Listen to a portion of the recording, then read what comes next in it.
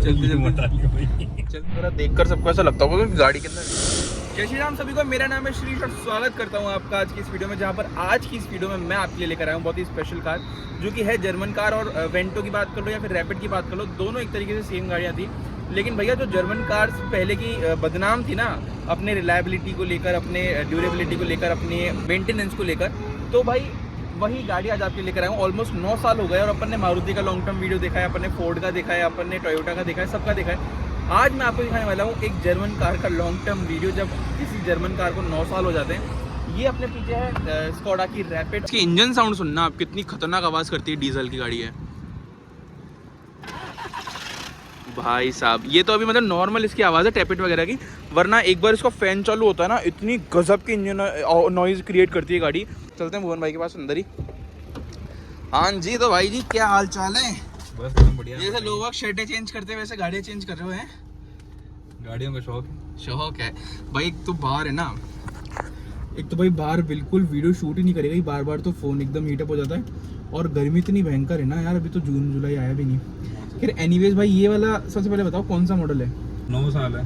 9 साल की हो गई, 9 साल 4 महीने। 9 साल 4 महीने की हो गई ये गाड़ी ऑलमोस्ट। तो 9 साल 4 महीने इन द सेंस हो गया कि ये गाड़ी 2013 के आसपास की है। 2013 या 14, हाँ 2014 के आसपास की भाई ये गाड़ी थी। मैं सन को भी नहीं आती, पर हाँ ये 2014 की गाड़ी है।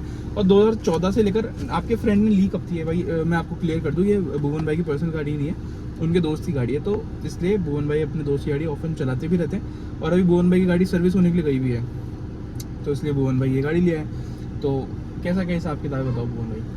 तो पहले तो बताना चाहूँगा, ये जिनकी गाड़ी है उनके पास 10-12 गाड़ियाँ हैं ऑलरेडी। अच्छा। तो उनसे लेके आया हूँ मैं फिर कुछ टाइम के लिए अपने पास चलाने के लिए रेगुलर बेसिस पे। एंड उनको भी काफ़ी टाइम हो गया, मतलब 5-7 साल तो उनको भी हो ही गए। एंड उन्होंने काफ़ी मतलब अपने काफ़ी यूज़ के लिए रखी हुई है, मतलब बहुत सारे इनके काम है, तो मतलब यूज़ आती है इतनी गाड़ी। मैंने जैसे चलाई है गाड़ी, मेरे को काफ़ी वैसे मज़ा आया गाड़ी के अंदर। गाड़ी में प्रीमियमनेस काफ़ी अच्छी है। सेल्टॉस से कंपैरेटिवली तो बहुत भारी लग रही है। बहुत भारी है, मतलब एक्चुअल में जो चलाता हूँ, बैठता हूँ, गेट खोलता हूँ ना, गेट खोलने में जो थ्रस्ट आता है ना, वही मेरे को ऐसा फील कर देता है कि मतलब थर्ड जो फील थर्ड आता है, तो काफ़ी अच्छा फील कर देता है। तो प्रीमियमनेस तो मुझे दिखती है।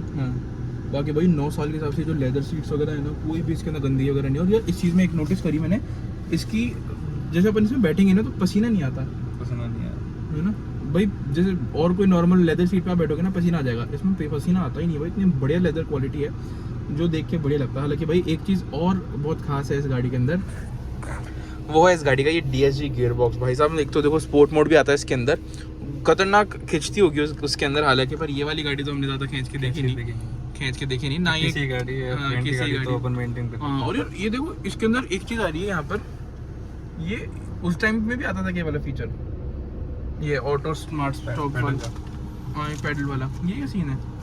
ये कहीं का इतना यूज़ नहीं किया मैंने, तो मेरे को इतना आइडिया। ये बात दबा के देखना पैडल, अभी देखो ये अब लाइट चल गई।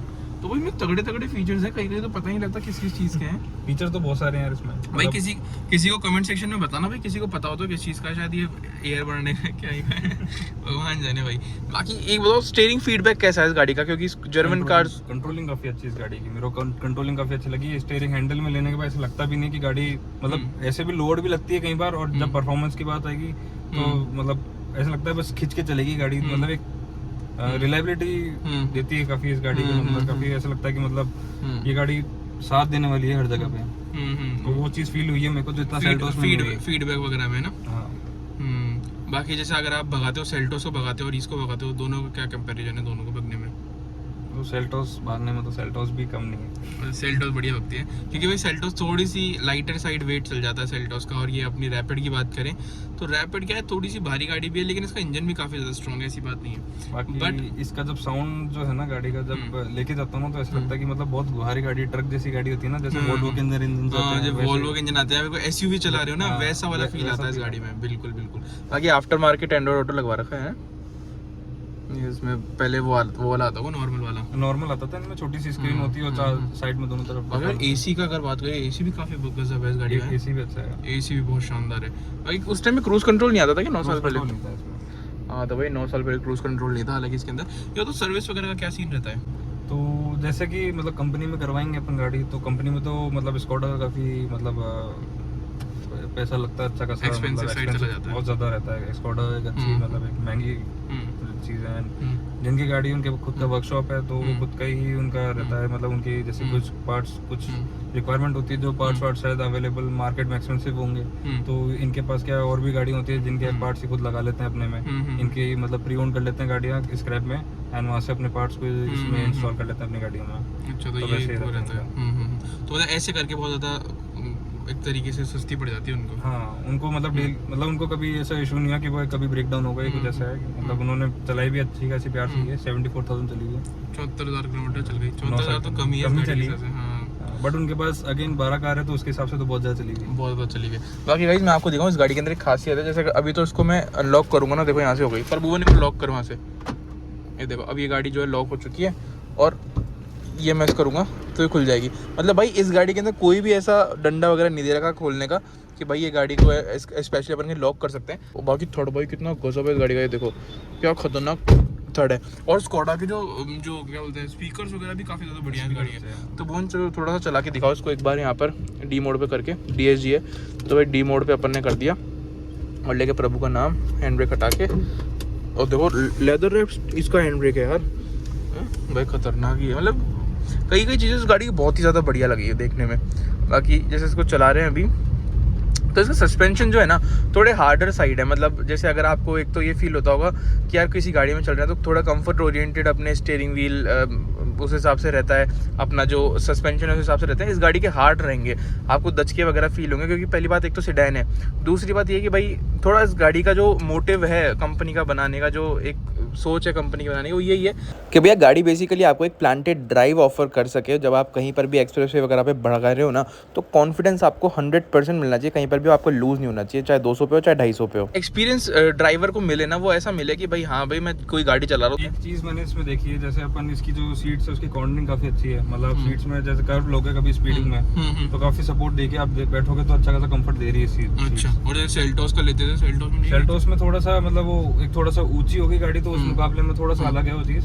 बाकी इसमें भी अच्छी है। जो एक चीज बताओ, जैसे आप सेल्टोस ऑनर हो, थोड़ा हल्की सी ऊंची गाड़ी है वो, तो उसके अंदर कभी ऐसा फील नहीं होता कि यार यहाँ से लूं नहीं लूं, आप हर कहीं से ले सकते हैं, सब जगह से ले सकते हैं उसको, तो है ना। और ये गाड़ी कैसी है, मतलब इस गाड़ी में एक बार सोचना पड़ता है, क्योंकि अगेन वो मतलब एक कुछ भी अगर नुकसान होता है तो अगेन वो मतलब एक एक्सपेंस की तरफ जाएगा चीजें, तो वो चीज सोच समझ के लेनी पड़ती है कि अड़ गई तो कुछ इशूज ना होता है। क्योंकि स्कोडा के अंदर मेन क्या होता है, जैसे ऑक्टाविया के अंदर नीचे चैम्बर होता है, तो चैम्बर जो पुरानी आती थी ना ऑक्टाविया, उनमें जो फ्रेंड के पास थी, मेरे फ्रेंड के पास थी, तो उस पे आए दिन चैम्बर हटता था उनके ब्रेकर्स पे, तो उनके चैम्बर का मतलब एक्सपेंस बढ़ता था हर महीने। और जैसे इस गाड़ी के अंदर कोई ऐसा इशू नहीं आया अभी तक, तो मेरे को ऐसा नहीं आया, क्योंकि मैंने बहुत प्यार से लाई है इस गाड़ी को भाई। बाकी इस गाड़ी के अंदर देखो, एक ये कलर का इंटीरियर है, एक ये कलर का, एक ये कलर का है, इसमें देखो ये चीज है, और एक भाई फास्ट टैग वगैरह है। हाँ, वो गाड़ी का लगा है।